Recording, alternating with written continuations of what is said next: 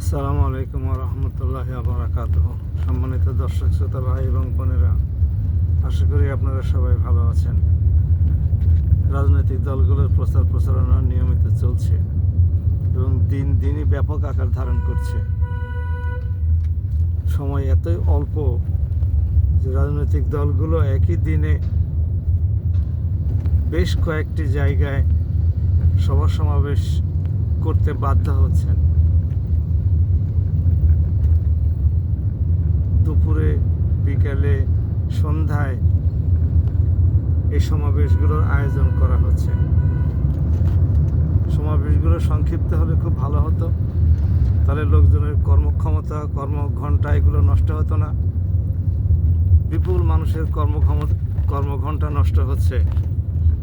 কাজে যত সংক্ষিপ্ত করা যায় ততই এই জনসভাগুলো ইফেক্টিভ হবে। আপনাদের মূল বক্তব্যগুলো তাদের সামনে তুলে ধরুন, যাতে করে তারা মূল মেসেজটা পেয়ে যায় এবং আগামীতে আপনারা কি করবেন ক্ষমতায় গেলে সে বিষয়টি সম্পর্কে সুস্পষ্ট ধারণা তারা লাভ করতে পারে।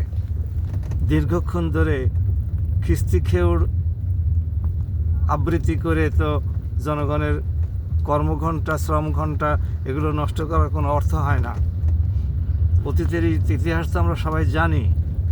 কাজে আপনারা আপনাদের সময়কে সংক্ষিপ্ত করুন, দরকার হলে আরও বেশি জায়গায় একই দিনে সমাবেশ করুন, আমাদের কোনো আপত্তি নাই।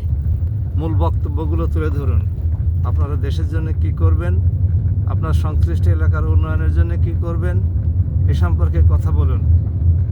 যেমন বলি, কক্সবাজারে যে সমাবেশটি হবে সেই সমাবেশের এমপি প্রার্থীরা বলুন আপনারা চট্টগ্রাম বন্দরের উপরে চাপ কমানোর জন্য কক্সবাজার আরেকটি সমুদ্র বন্দর করবেন কিনা, টেকনাফে আরেকটি সমুদ্র বন্দর করবেন কিনা। ক্ষুদ্র হলেও এটা তো শুরু করতে পারেন। টেকনাফ অত্যন্ত গুরুত্বপূর্ণ একটি সমুদ্র বন্দর এলাকা, সেখানে একটি সমুদ্র বন্দর করাই যায়। সেখান থেকে মালপত্র সরাসরি চট্টগ্রামে নিয়ে যাওয়া আসার ব্যবস্থা করা যায়। এ সমস্তগুলো করবেন কিনা। পাহাড়ি অঞ্চলগুলোকে আপনারা কর্মচঞ্চল করে তুলবেন কিনা, সেখানে লোক বসতি গড়ে তুলে শিল্প কলকারখানা, প্রতিষ্ঠান, অবকাঠামো এগুলো গড়ে তুললে জনসংখ্যার সুষ্ঠু বন্টন নিশ্চিত হবে। এইভাবে কথা বলতে থাকুন। আশা করা যায় আপনাদের জনসভাগুলো ইফেক্টিভ হবে এবং জনগণ আপনাদের মূল পরিকল্পনা সম্পর্কে অবহিত হবে। আশা করি সবাই আমার এই পরামর্শগুলো শুনবেন। ভালো লাগলে ভাই এবং বোনেরা আমার চ্যানেলটি সাবস্ক্রাইব করুন, ডক্টর আতাউরস অ্যানালিসিস, এবং পাশে থাকা বেল আইকনটি ক্লিক করুন। আপনাদের মতামত ব্যক্ত করতে পারেন। আসসালামু আলাইকুম।